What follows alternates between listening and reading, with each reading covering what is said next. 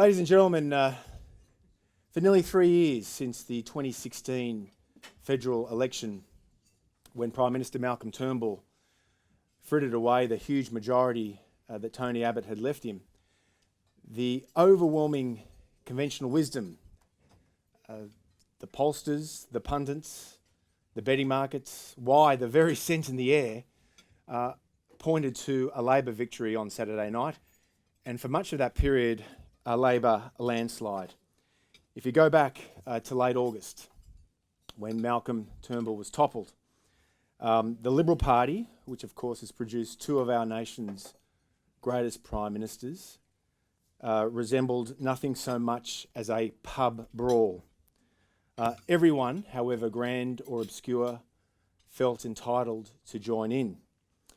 And when Malcolm was toppled in the party room, the overwhelming consensus was that the Liberals had shot themselves in the foot. And talk was rife that the party of Robert Menzies and John Howard was on the cusp of splintering. We were told that ordinary Australians wanted higher levels of government intervention to contest with not just climate mitigation, climate change, but also higher taxes and higher regulations to fight alleged inequality in this country. Peter Van Onselen from The Australian, Peter Harcher from the Sydney Morning Herald, Lenore Taylor from The Guardian, Barry Cassidy, Laura Tingle, Andrew Probyn from the ABC, not picking on these particular people, but they reflected the overwhelming consensus in the Canberra bubble. The view was that Prime Minister Morrison could not possibly win, and that the 51-year-old evangelical coal hugger was out of place in modern Australia. But such is the magic of politics that the election overturned those dogmatic orthodoxies of the pundits and the pollsters, and of course the betting markets. And here we should spare a moment for that poor soul who put $1 million on Bill Shorten. Jenny Hewett, one of our panellists, put it well in the Financial Review on Monday, quote, "Scott Morrison's quiet Australians shouted their opinion loud and clear. No to Labor, no to its leader, and no to its agenda." Jenny went on to say, quote, "That resounding electoral slap has stunned Labor, costing Bill Shorten the prize he had anticipated his entire life and seemed on the cusp of finally claiming." Indeed, the Liberal leader, derided by Labor for being stuck in the past, now owns the political future. It's a shell-shocked Labor that's left trying to figure out its future direction. And I thought this was a key point from Jenny's remarks, and we'll raise these issues throughout the discussion today. Quote, "Scott Morrison loves to dismiss the Canberra bubble for focusing on issues of little interest to ordinary people. In an election, it's the campaign bubble that becomes even more artificial and disconnected, deliberately." Now, for what it's worth, I myself had a piece in the Wall Street Journal this week, and I just made the point that the most dramatic failure of discernment in the history of Australian punditry happened on Saturday night. The most dramatic failure of discernment in Australian opinion punditry. Now, does that sound familiar? If you go back to 2016, with both Brexit and Trump, the overwhelming consensus among the pollsters and the pundits and the betting markets was that Remain would win in Britain and that Hillary Clinton would win in a landslide. Yet, Scott Morrison won, and he won with a majority government. How so? What does the election tell us about Australian politics, for the state of classical liberalism and conservatism? What are the lessons for centre-right movements across the Tasman, where New Zealand's centre-right National Party is in the shadows of Labor Prime Minister Jacinda Ardern? What does it mean for Britain, where there is serious talk that the party of Disraeli, Churchill and Thatcher is on the cusp of disintegrating amidst the chaos of Brexit? And what does all this mean for the Republican Party? Where does Donald Trump fit in all of this? Well, we have a terrific panel, and I'd like to introduce each speaker one at a time. Jenny Hewett is the National Affairs columnist with the Australian Financial Review. She's also a former Washington correspondent, twice with the Sydney Morning Herald. Ladies and gentlemen, please welcome Jenny Hewett.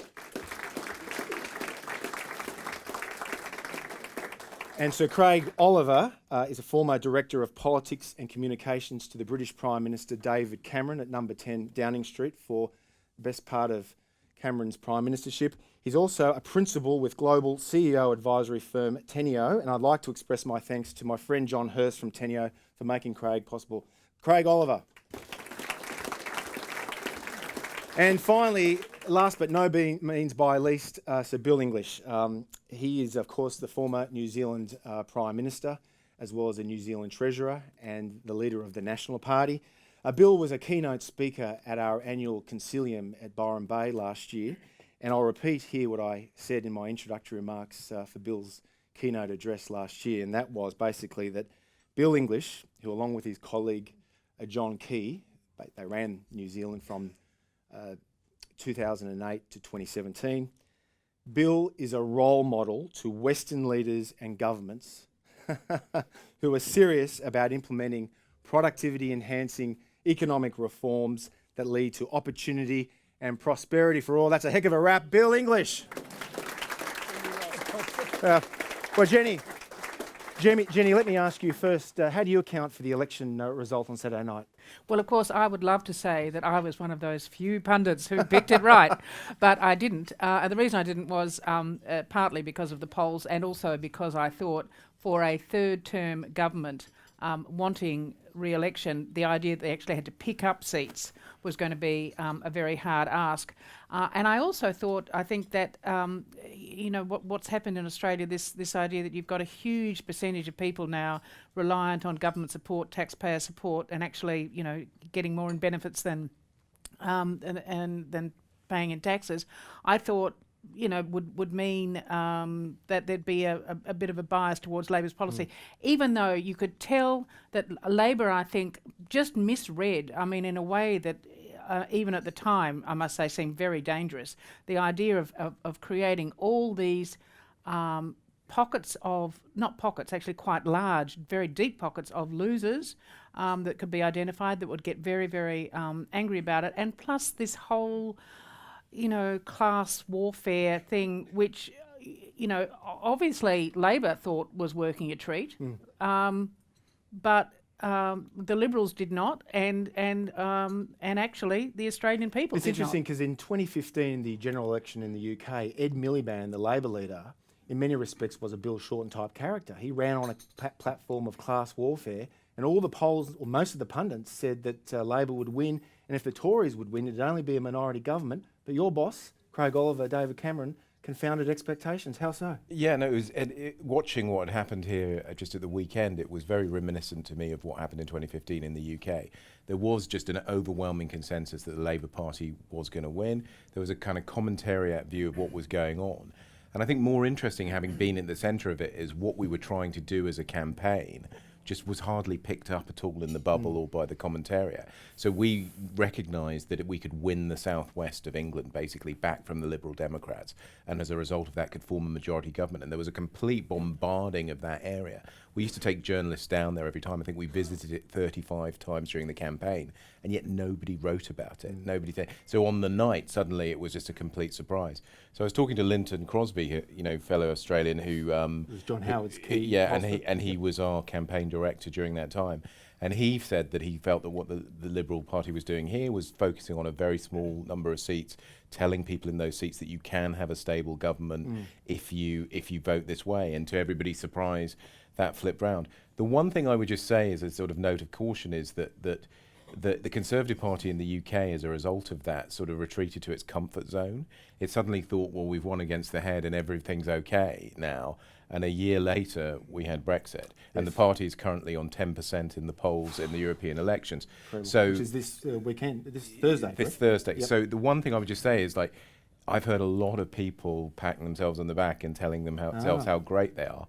And I'm sure they are, but be careful. Don't indulge in hubris. Don't indulge in hubris. No, well, Bill English, you're an astute observer of Australian politics, and we were exchanging emails on Saturday morning.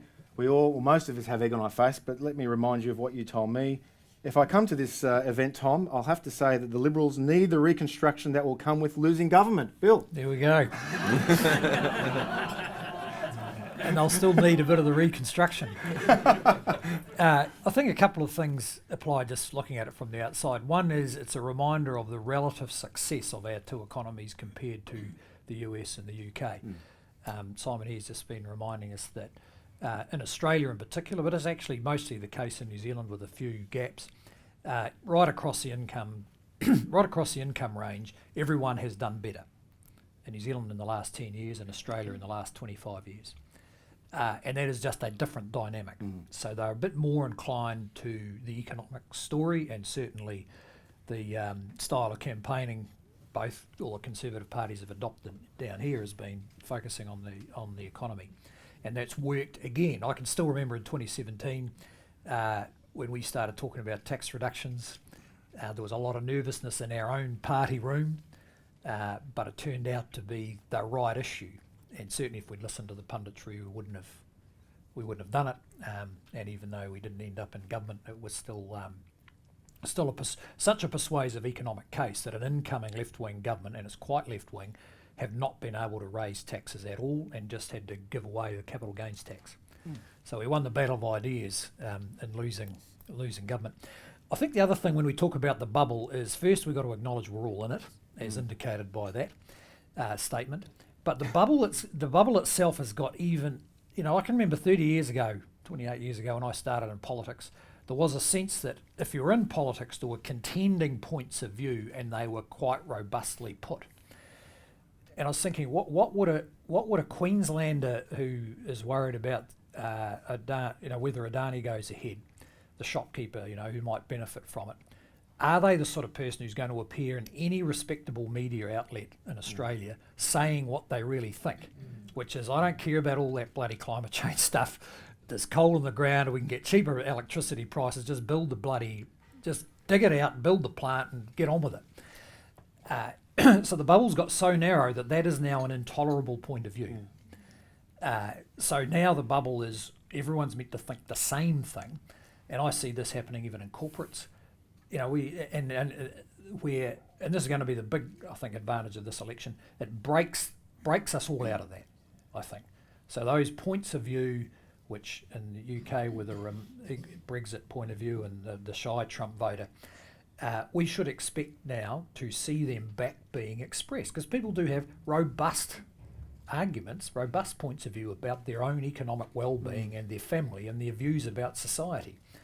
And if we keep this sort of ABC-driven narrowness, then it's going to get even more disconnected. But I think this week they might realise that. Yeah, Jenny, do you think there's a lot to be said for that? I mean, I think Prime Minister Morrison called them the quiet Australians.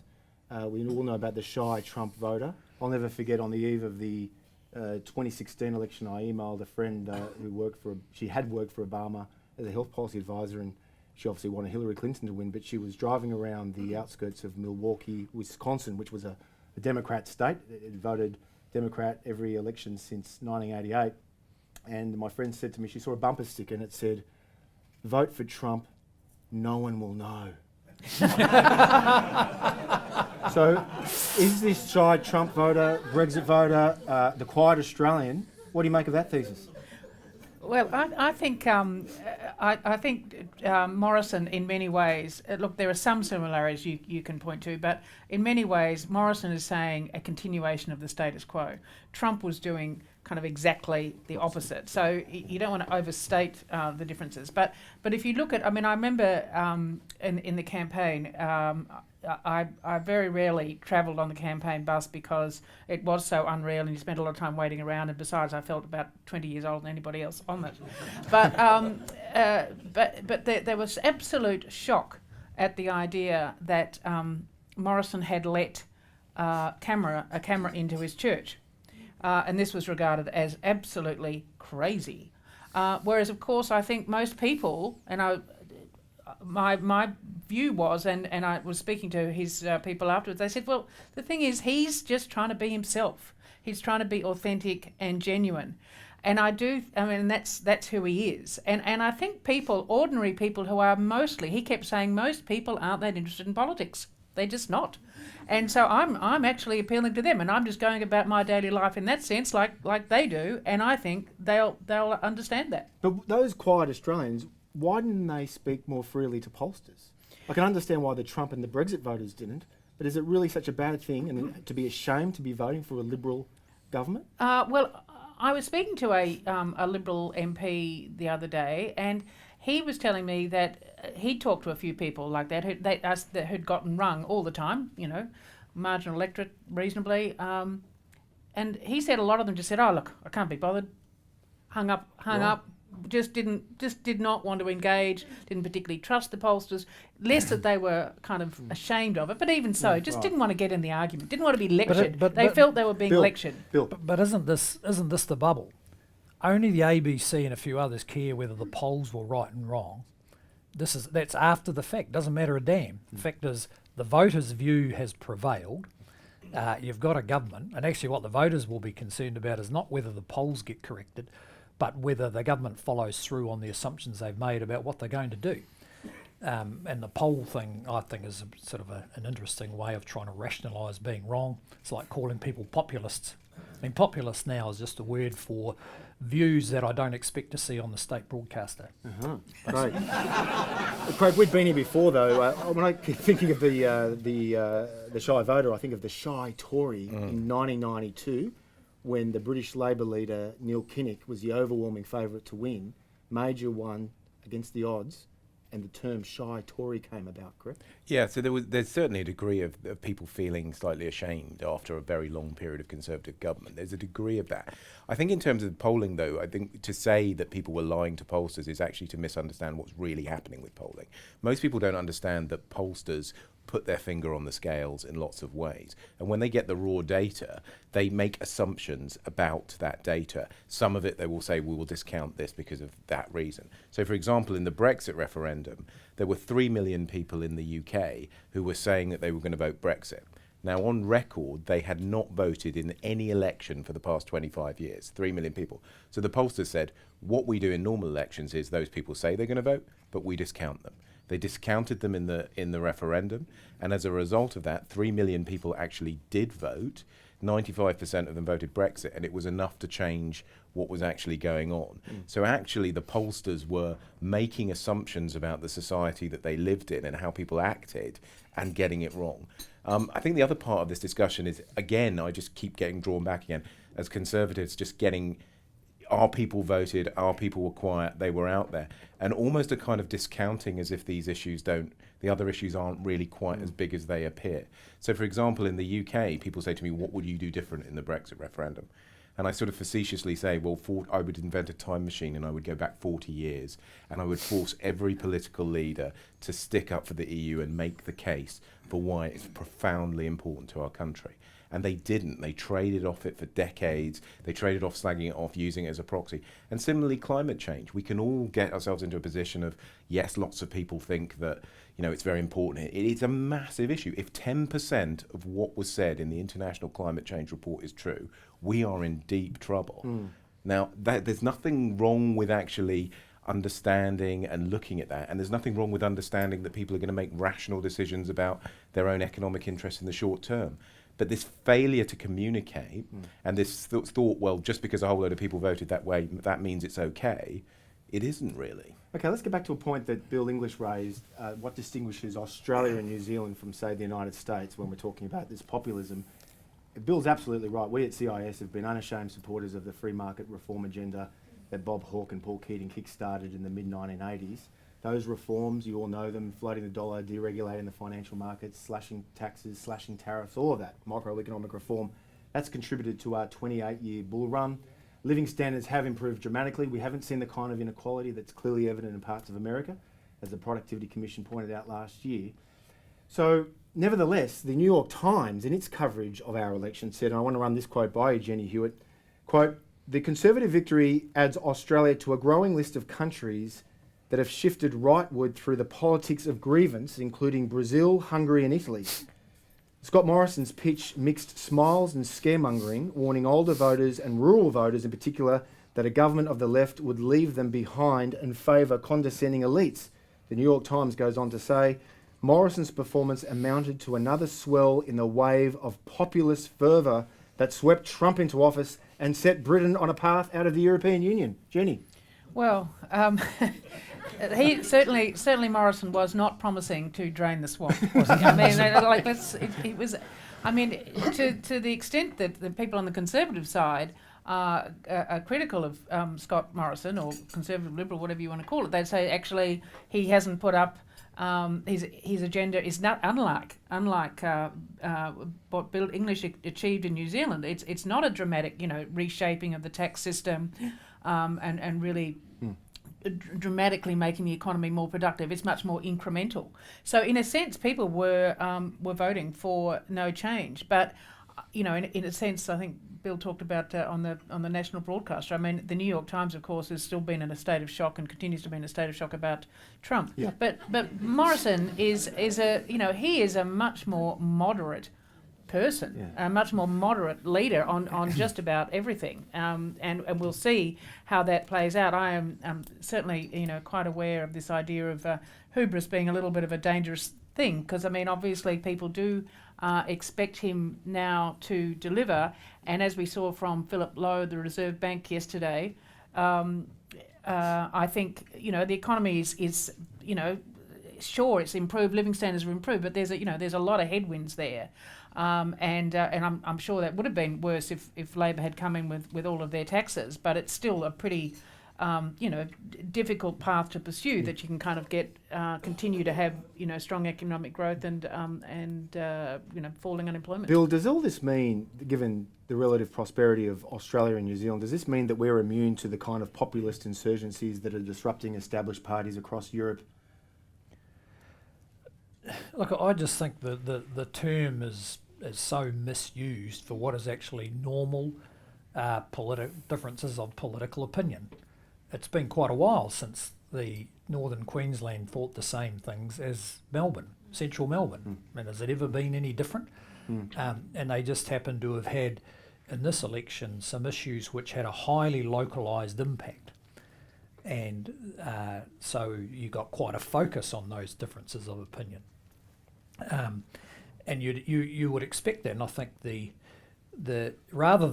think the danger isn't so much importing populism, it's maintaining the kind of bubble politics where there's an assumption that the people in Northern Queensland should think the same as Metro Melbourne, because that is the assumption. Well, that is always going to be wrong. It's a bit like Texas versus Massachusetts, isn't it? And political parties clearly shouldn't be misled by it, and obviously Scott Morrison wasn't. No. And the Liberals, they understood that, and they were pitching in Tasmania and in Queensland, and did pretty well in most other places. Craig, this populist insurgency that we've seen in Britain, it's fascinating. It goes beyond left and right, because if you go to London, virtually all Labor supporters would be strong Remainers, but if you go, I think something like 7 out of 10 Labor constituencies in Northern England voted Leave. Yeah, fascinating. How do you account for that? Well, so I agree with you. I think that there is politics as normal, and I think that Australia is nowhere near as far along as Europe or the United States. The only thing that I would just say is beware of complacency. In the UK, we assumed that the rules were the same regardless, and for a long time in the 2015 election, Brexit, 2017 election, everybody got everything wrong. And the reason essentially I think for that is politics was essentially seen on the kind of economic axis. Where do you fit on the economic axis? And you can pretty much vote accordingly and see where people are.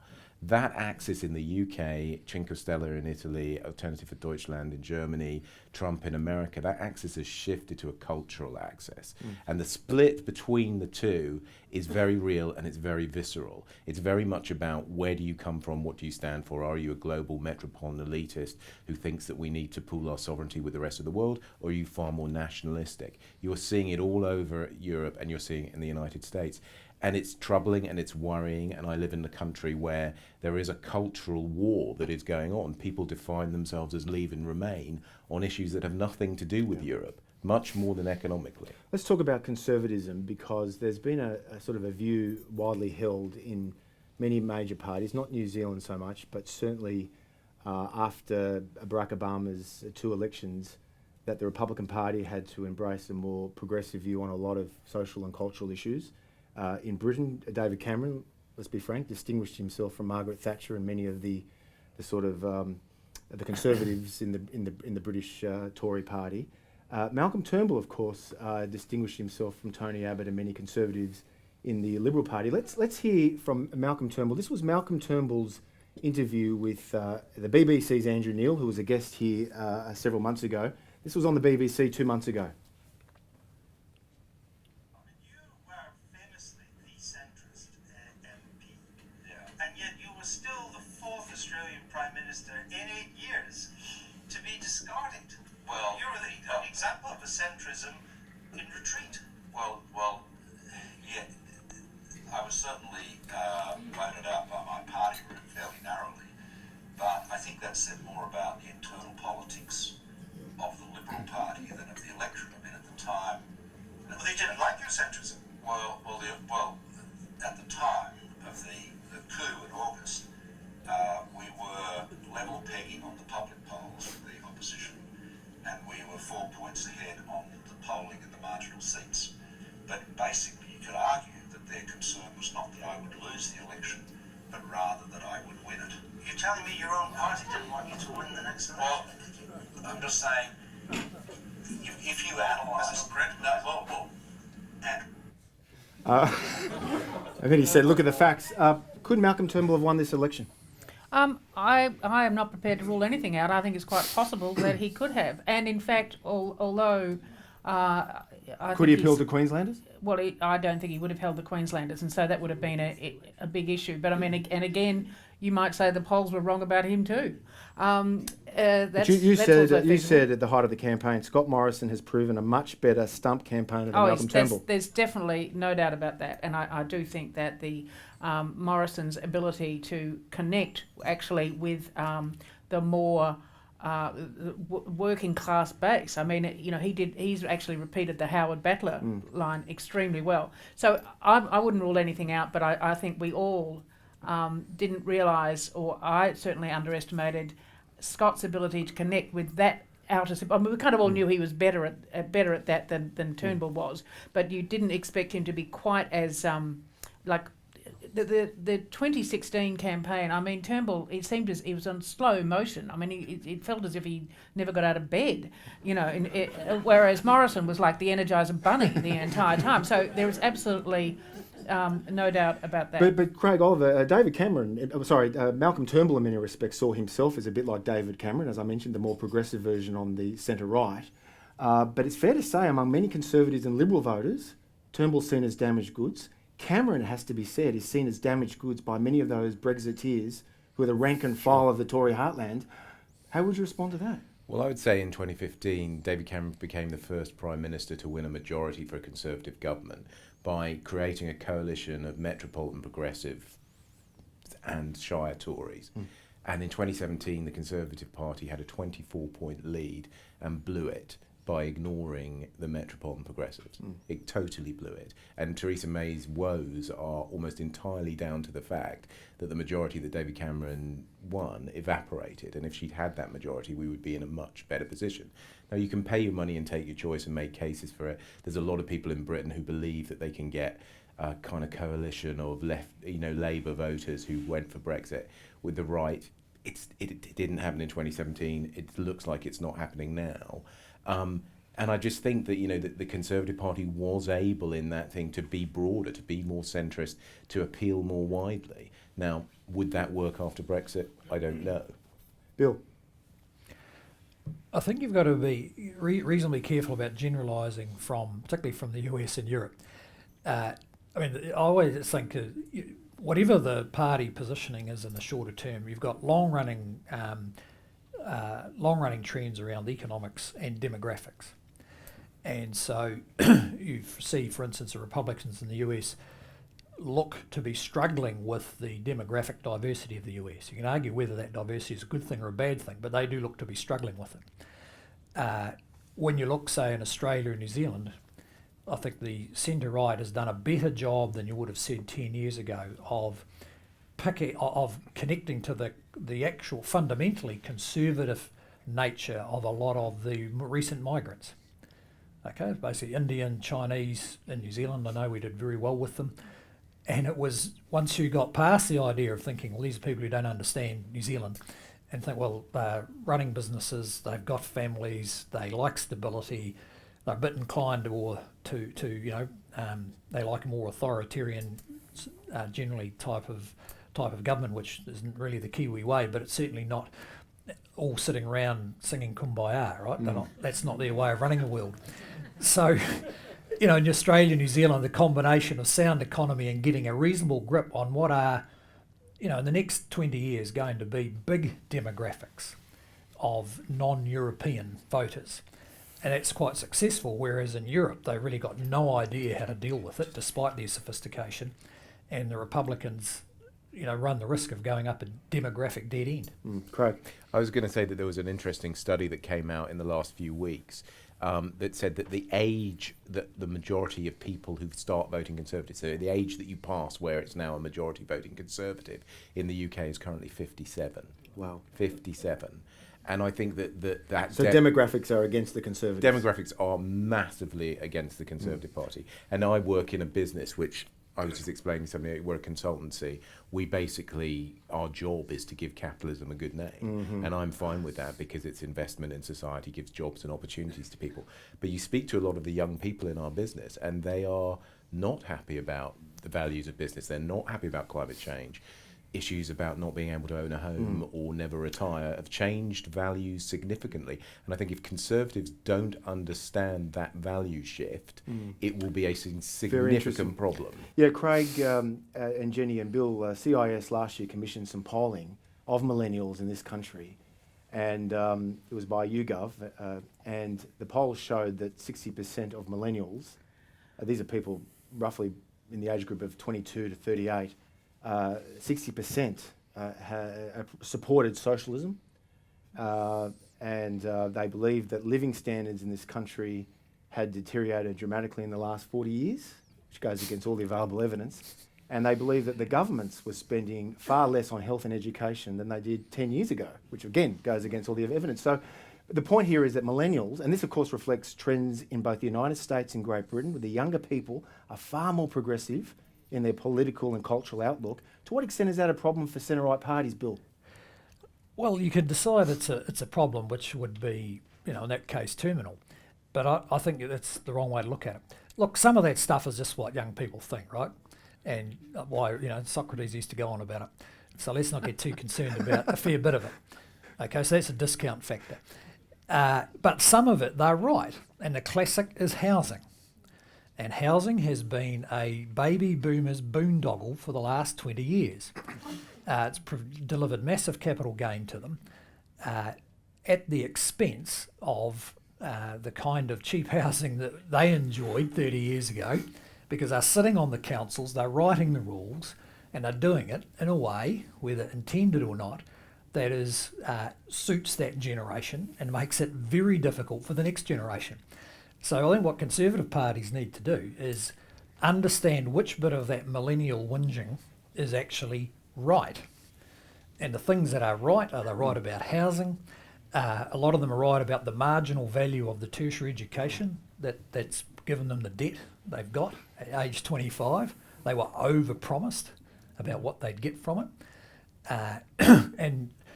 But they're wrong about a whole lot of the other stuff. So I think pick the things that are fundamentally right in economic terms, because that's in terms that centre-right parties are better at dealing with. So the economics of housing have gone wrong, and it's a regulatory problem, and that can be fixed. What about the economics of climate change? We'll go to questions after this, but I think we need to raise the question of climate change and energy. CIS is not really that involved in that debate because it requires experts that we just don't have, and we don't have the resources for it, but it's an important public policy issue.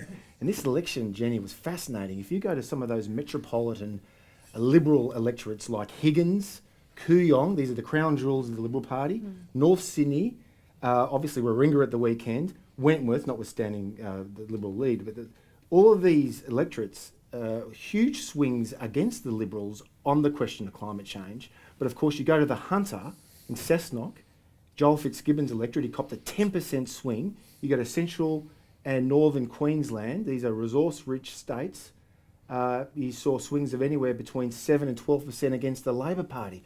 So what's the takeaway on climate change from this election? Well, yeah, it's shall we say, a very mixed picture, isn't it? I mean, I think the Liberals were seriously concerned about losing Higgins. I mean, that Which is is Peter actually Costello's seat, John Gordon's seat. which is extraordinary, Yeah. really. But I think so. They did get kind of big shifts, and also in terms of that younger generation, what they were concerned about, they'd kind of always say, climate change is a very big issue. Of course, in the end, it wasn't enough to counteract either those who weren't that particularly concerned amongst the younger generation, plus the older generation who weren't as concerned. But notice that Morrison did not obey a lot of the people in his own party who were saying walk away from Kyoto. He was very careful to say, Australia, we should be doing our part. We are doing our part. We're doing it in a reasonable, responsible way. So he wasn't actually denied, which I think kind of was quite effective. And Bill Shorten was talking about real action on climate change, and it was kind of sounded much more dramatic, but I think it also probably scared a few people as well. Yeah, it's interesting though. In New Zealand and Britain, correct me if I'm wrong, there's a general consensus, a bipartisan consensus on climate mitigation. Bill? Well, look, I think climate change, real action is something that higher income people can afford, and low income people know that means they're going to get a bill. So, and they're willing. Well, they know they're willing to spend. I think it's $3 to $5 a week on climate change. So there is a sustainable position for centre-right parties, in my view, and that is to recognise that people see it as a concern, and do something Australia, I think, and unfortunately didn't do, and that is use a price mechanism to deal with it, and one that's scalable. So the whole time we were in government, we had an emissions trading system in place.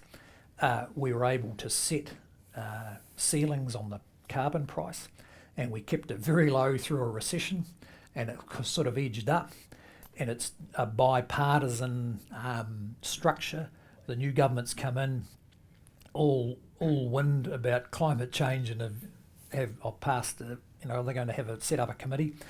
And actually, they're doing it with the Greens in government, the only ones in the world in sovereign government, and they've actually done nothing, except the Greens leader has the most air miles of any politician.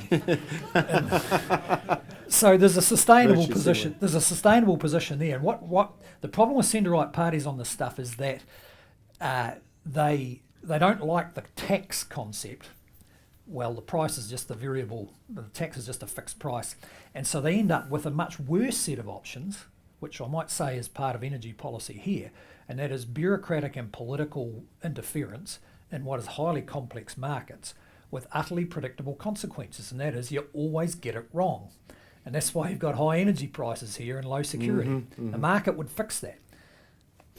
Craig, your thoughts on this general climate issue? Because Australia, to be fair, is a lot different country from both New Zealand and Britain. We're far more energy intensive, resource rich. We rely a lot on coal exports. Sure. I mean, I would look at it as like a helicopter view of it, is that I think the massive issues, people often overestimate their political impact in the short term and underestimate them in the long term. So what is the point where the value change that it seems to be going on, particularly with younger people, is going to actually be a tipping point at which politics just has to take more action? And I suspect that is going to come in the next generation, and it will happen. If you look in the UK, environmentalism, single issue politics has just changed a lot of the way things are done in the UK. A lot of that is the impact of the internet, social media. But things like single-use plastics, it's massively changed. Suddenly we've gone from a few years ago that this was okay and fine, and now you actually, if you're holding a water bottle in the street, somebody will criticise you for holding a plastic bottle in the street. A lot of that is a lot of the stuff from like the climate rebellion. London streets were actually brought to a standstill 2 months ago by people like Emma Thompson and all these people. Just like literally you couldn't move around, and there was an initial kind of view in the media that these people were all idiots, and that who did they think they were, and she'd flown in from LA with a huge carbon footprint, and wasn't she terrible? Got a terrible press for it. Actually, the needle on climate change, environmental issues went entirely in their direction. Wow. Massive changes. And that's because it's back to our original point, the bubble. The bubble is all saying one thing. What's going on in social media, what conversations are going on out there, not the same thing. Okay, now it's time for Q&A. Jenny, did you want to say something? Oh, well, I was just kind of curious. You know, you said it moved the needle a lot, but on what basis do you say that? Do you say that on the basis of social media, which, you know, it's not No, necessarily I think it's reflective? politicians' postbags. If you look at somebody like Michael Gove, is the Environment Secretary in the UK. He's now going out of his way to make a lot of environmentally based policies, you know, announcements, because he knows that you cannot look like you're not taking this stuff seriously anymore in the UK. First question, Simon Cowan, my colleague who heads our research division here at CIS. Simon is in the process, we get a mic to Simon. Simon's in the process of writing a major report on the future of work and how Australian workers will deal with the creative destruction of the workforce. Absolutely, and whether or not Morrison's Trump, and I don't think he is. But I suppose we've focused a lot on the centre-right for obvious reasons today. My question is, what next for the centre-left? So Trump lost, and the Democrats have spent 3 years trying to win the 2016 election back in the courts, in Parliament. We've seen, you know, as a result of Brexit and also, you know, Miliband's loss in 2015, Jeremy Corbyn now has an absolute stranglehold on the Labor Party. Both cases, the Democrats and Labor have seen electoral defeat, they've been rejected by the Parliament, by the people, and they've moved further left. We've already seen suggestions from Tanya Plibersek and others that they just didn't explain their policies well enough, and if people really understood how much better we were, they'd have voted for us.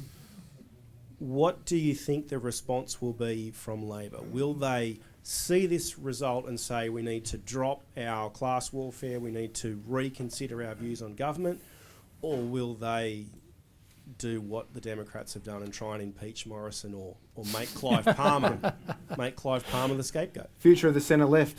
Well, I think that they won't move further left. I know there'll be comments from Plibersek, and it's quite possible you'll get Anthony Albanese up, you know, of the left as a leader, possible.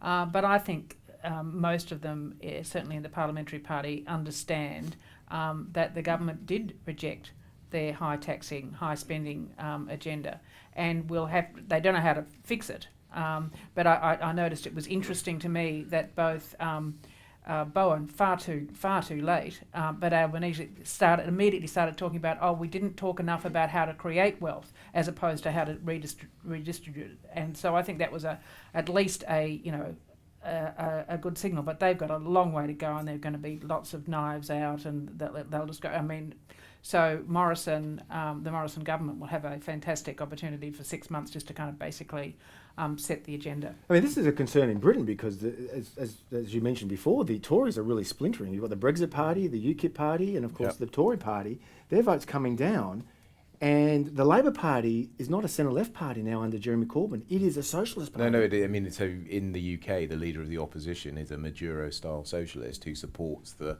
Venezuelan policies which have resulted in a 1 million% inflation in that country. I mean, it's really quite hard to believe that you really do have people. There's a guy, his comms director is a guy called Seamus Milne, who describes himself quite happily as a neo-Stalinist. Yes, he's a former comment editor at The Guardian. He sees nothing wrong with writing books saying that Stalin was a pretty good thing. Unbelievable. And so really extraordinary. So what, can you just repeat that again? He writes books saying that Stalin was a pretty good thing. So anyway, the problem, or that you know, a British soldier was killed on the streets of Britain, a guy called Lee Rigby, and he was murdered by a very badly mentally ill guy who'd been made, you know, an Islamist. And Seamus Milne wrote a piece saying, well, you know, he's a combatant, and what does he expect to be other than to be killed in a war? Which, you know, in Britain is just like, whoa, what's going on here? But these are the kind of people. But it just reminds me that I think what's happened in Britain is that the Conservative Party its membership is about 72,000 people, and I think that their average age is about 72. Wow. And then the Labour Party, I think, has got about 400,000 members, but they were the guys that were selling socialist worker on the street, that kind of thing. So both parties have been captured by quite narrow groups of people, and as a result of that, they're pulling further and further to the polls. And there's a lot of a sense in Britain at the moment that the middle feels very disenfranchised, and a lot of who is going to fill that gap. Yeah, and I think that's one of the it depends on my mood, but sometimes I think compulsory voting is a good idea, and other times I don't. I'm actually at the stage now where where I think compulsory voting is a good idea, because I think parties, as fewer people join them in some ways, they do go both to the extremes more. But in Australia, because of compulsory voting, you've actually got to absolutely stick to the centre. Yeah, and going across the Tasman, Jacinda Ardern, I mean, you scored 7% more votes, or your National Party scored 7% more votes than her Labor Party in the August 2017 New Zealand election, and yet she somehow managed to win the election. That's another story. But, I mean, she's obviously not as left as, say, Jeremy Corbyn, but she's no Roger Douglas and David Lange, correct? No, not at all. I mean, there's particular... I mean, the 2017 election, instead of the voters indicating their preference, we have a small party. In New Zealand system, a small party decide where the preferences go. But I think it's New Zealand's got this peculiar set of circumstances where in the next 15 months, the three biggest issues going to be on people's minds are abortion, euthanasia, and decriminalising marijuana. Wow. Okay? And that is going to lead to some realignment because the Labor has a big part of its base quite socially conservative. Some of them very much so, the Pacific Island community, for instance. So that's going to crack their base a bit. I think it's more about what's the opportunity that is created for the centre-right parties. Any particular positioning only ever gives you a few percent at the margin, but they matter. And so in Australia and New Zealand, you've got Labor parties who either have a social progressivism that is unacceptable to the wider electorate, and that'll get tested a bit in New Zealand over the next 18 months. They're actually constrained now by the centre-right's view about the economy and the role of government. So in neither country can a Labor Party go out and say we are going to tax more, spend more, and write a whole lot more rules, right? That's not the case. So it provides an opportunity for the centre-right to push a bit further back into their territory. And one of my little hobby horses here, and I admit it is a hobby horse, the centre-left have always said they're better at being the government, right? Better at doing the things the government actually does. And the centre-right party's always been a bit hostile about it, and they want to be seen as competent on the economy, but they don't want to be seen as too competent at actually running government. And that's quarter of the economy in our countries. And I think one of the electoral opportunities is that by the time you get to the next election, if the Labor Party gets up here and says, well, we are going to do more, better health and education, that actually the incumbent government wants to be in the position saying, actually, we're running those things well, and the public don't respond. I think the public are getting less responsive to this thing. Well, if we spend more money, it will be better for you. And I think the centre-right shouldn't leave that territory to them if it looks like that approach is running out of gas a bit for centre-left parties. Because you can see a future where, despite the millennials' apparent leanings, these Labor parties are not aspirational the way they used to be. I think of my father-in-law, Samoan guy, came here in New Zealand in the late 50s, raised a large family, very aspirational, used to vote for them, and now doesn't, for a pretty simple reason. They don't stand for getting ahead anymore. So we've got to take as much of that territory as possible. Okay, we've got time for one or two more questions, and the mic, Max is just going to give you the mic. Yes, thank you, sir. Thanks very much. James Pearson from the Australian Chamber of Commerce and Industry. I'm delighted to join you today.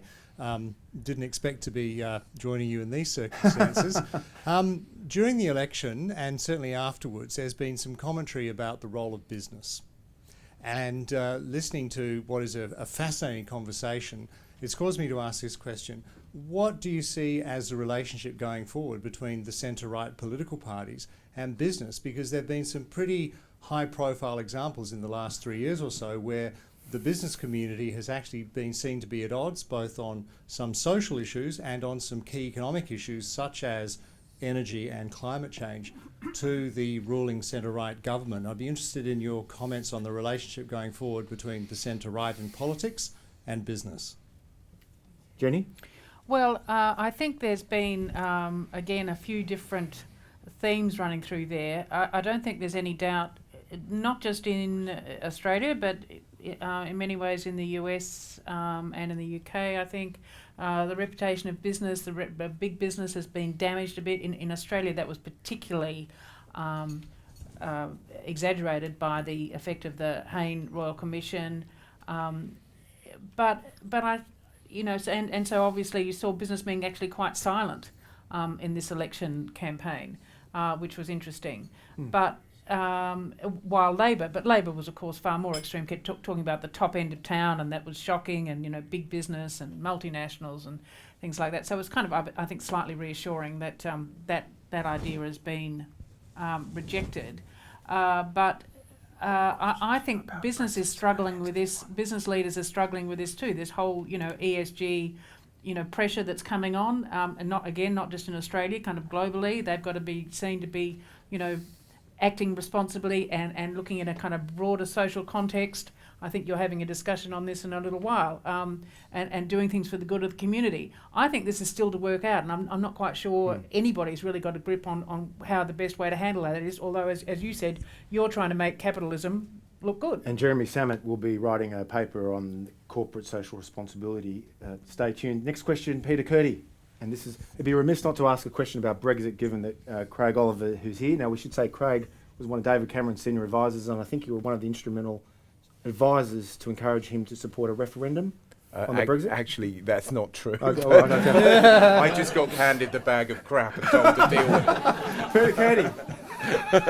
Thank you, Tom. Well, Sir Craig, this is really a question for you, because we've talked about what pollsters do, but pollsters do what they do. They don't call elections or call referenda. And you talked about hopping into a time machine, going back to 1976. But I'm more concerned about those 3 million voters you referred to earlier. And I wonder how it is you account for, as Director of Communications, you would account for that tremendous misreading of the public mood in 2016, and also for the claims that were made in Project Fear that were followed with great interest and close attention here in Australia. Yeah. I mean, well, first of all, I don't accept your characterisation that it was Project Fear, but we can maybe debate that a bit. I mean, essentially, I think what had happened in politics, and I think is that what happens is that you work out where you can win and where you can lose. And most campaigns are very much targeted on the people who are the swing voters and where are you going to go. And so in a first past the post system, you have huge parts of the UK that just get ignored. So if you're a Labour Party, you're not going to go to the northeast of England because you're always going to win there. And if you're a Conservative Party, you're not going to go to the northeast of England because you're always going to lose there. So you end up focusing on the marginal constituencies and actually the wards of marginal constituencies. And politics has become more and more and more laser focused on those areas. And vast tracts of the population just ignored for very, very long periods. So I think that when it became a referendum, when every vote counted exactly the same and had the same vote, people discovered that the techniques and the focus that they'd had didn't work in those circumstances. I also think that that people were incredibly susceptible to having their emotions and psychology frankly manipulated. They were told a lot of things that simply weren't true. One of the things was that Turkey will join the EU, and as a result 80 million Turks brackets Muslims are heading our way. Now that was a disgraceful misrepresentation of what was going on. On the flip side of that, we went to the Caterpillar plant during the referendum campaign, and a guy stood up and asked David Cameron a question, and he said, look, I'm really worried about asking this question because I think everybody's going to think I'm racist, but my daughter is at a school and less than half of the people in her class speak English as their first language. When I go to my GP surgery, I don't recognise that there are British people there. It's like lots of immigrants. And so we had failed over a generation, I think, to explain immigration is a net benefit for this country, that the people who come to our country are actually net contributors. But if you're living in that environment where your society has changed, you feel nervous of it, people aren't talking to you, people aren't explaining to you. Just on the economic point, the Project Fear, is it really the case? We've had massive amounts of hundreds of billions of quantitative easing as a result of it in order to stop the problems. The currency is currently heading towards $1.20 against the pound. It's lost 20% of its value. Investment in the UK is probably about 15% of what it was 2 years ago. So don't tell me that it was Project Fear. Okay. Before we go to the last question, I should stress that we at CIS are a broad church, and we heard that view on Brexit, but will also hear in a few months' time, Simon Heffer, you will hear that it was Project Fear from him. Yeah. He's a columnist with the Daily Telegraph. He'll be here in early September. Yes, sir. Yeah, thank you very much for your views today. Paul Nettlebeck is my name. Back to Sir Bill's email to you on Saturday morning about a loss being the best way for restructure and the splintering that we've talked about today. What would be your advice to Scott Morrison and the leaders in the Liberal Party to try and bring together the more progressive left side and the more mainstream, I guess, conservative side of the party at this time? Well, I wouldn't give advice to a leader of a party where he knows them intimately and we just know them from a distance. So I can only reflect on a bit of experience around that. I think first to acknowledge what a remarkable job Scott did of bringing some unity to the Liberal Party room and with the Nationals, because it did look like a hopeless task. And I suspected that a key part of the success in this election has been all that internal backroom work, which turned into the kind of discipline in the campaign. Because it was, when you think about it, it was thoroughly disciplined. You didn't really hear from them much. Well, Labor kept saying they were witness protection, which was kind of right. Yeah, and it gave him the room to do his thing, and so he deserves enormous credit for that. So maybe that's the job half done. I think part of the recipe is to expect those differences, because the National Party of New Zealand is no different. Expect those differences in the first place, but respect them in the second place. That is that you have that view, but you belong here. And parties go through these phases where they say, well, if you have that view, you don't belong here. And it gets personalised. And of course you've had 10 years of very intensive personal politics in Australia. So I think that's the thing, is we respect your views, we expect the differences, we respect your views, and let's not personalise this, because this is how it always is. I mean, that is the definition of a broad church party, is its ability to accommodate the breadth of those views. And it looks like you'll have maybe a better chance of that in the Liberal Party over the next 3 or 4 years. Final word, Jenny Hewett. Because I think one of the good things for Morrison about this election win is because he actually did it and is considered to have done it so much by himself, that his personal authority is much greater. And although Turnbull may be, paranoid about all the enemies who are out to get him, they actually were. There were a lot of people in the Liberal Party who did actually were quite would tell me they would rather lose government than have him succeed. And they were fighting for what they called the soul of the Liberal Party, which is always rather dangerous of any party. But anyway, Morrison has got the authority. He's also got the background where I think he's been managed to appeal to not alienate the more conservative members of the party, and his electoral success means that the more progressive side will shut up, a lot. So I think that will help him. It's just a question of how brave and how reformist he actually will be or want to be, and what happens to the Australian economy. We haven't even talked about China, and that's a huge issue as well. Ladies and gentlemen, please join me in thanking our speakers, Craig Oliver, Jenny Hewett and Bill English. Great stuff. Well, that's it for today. Thank you so much.